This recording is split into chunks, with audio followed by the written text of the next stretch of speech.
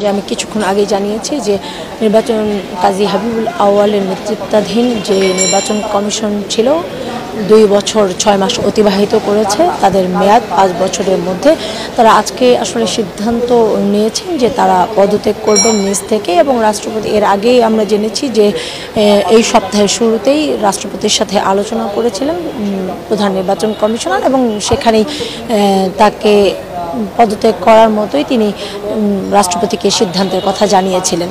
তো যেহেতু তারা আজকে সিদ্ধান্ত নিয়েছে এবং আগামীকাল দুপুর 12টার মধ্যে সাংবাদিকদের সাথে তারা সংবাদ সম্মেলন করে আসলে তাদের কি কারণে কেন পদত্যাগ করছেন সেই বিষয়টি নিশ্চিত করবেন এবং সংবাদ মাধ্যমে এই বিষয়টি তুলে ধরতে চান, যার কারণে আজকে কিন্তু তারা এটুকু প্রকাশ করেনি যে কেন তারা নিজে থেকে পদত্যাগ করছেন।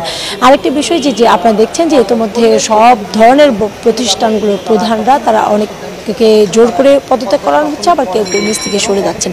তবে তারা নিজ থেকেই সরে যাচ্ছেন বলে এখন পর্যন্ত জানা গেছে।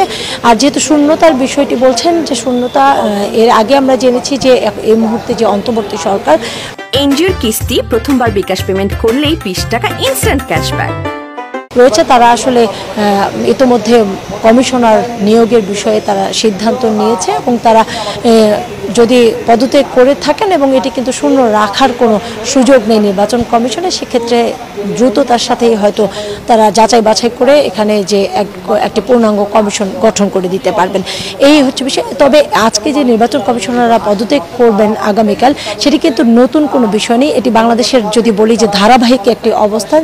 2007 সালে যখন তত্ত্বাবধায়ক সরকার এসেছিল তখনও কিন্তু আজিজ কমিশনের মেয়াদ মাত্র 4 মাস বাকি ছিল।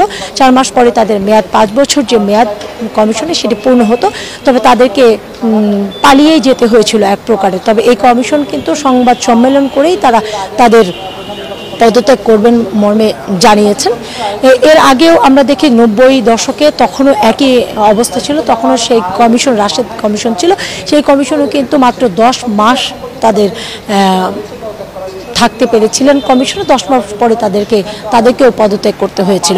অর্থাৎ এটি নতুন কোনো নজির নয় বাংলাদেশের ইতিহাসে। বাংলাদেশ স্বাধীন হওয়ার পর থেকে যখন থেকে নির্বাচন কমিশন গঠন হয়েছে এ পর্যন্ত যে 13 বার নির্বাচন কমিশন গঠন হয়েছে, এই 13 বারের মধ্যে বেশিরভাগ কমিশনেই কিন্তু পূর্ণ মেয়াদ পার করার আগেই তাদেরকে তাদের পদ থেকে সরে যেতে হয়েছে, এবং এই কাজী হাবিবুল আউয়াল কমিশনকেও ঠিক একইভাবেই আসলে তাদেরকেও নিজ জায়গা থেকে সরে যেতে হচ্ছে। তবে এই সময়টি কোনো কমিশন আমরা দেখেছি যে 10 মাস ছিল, কোনো কমিশন 11 মাস ছিল, কেউ বা পূর্ণ করেছে। এই ধরনের কিন্তু বরাবরই এই 13 কমিশনের একই অবস্থা ছিল।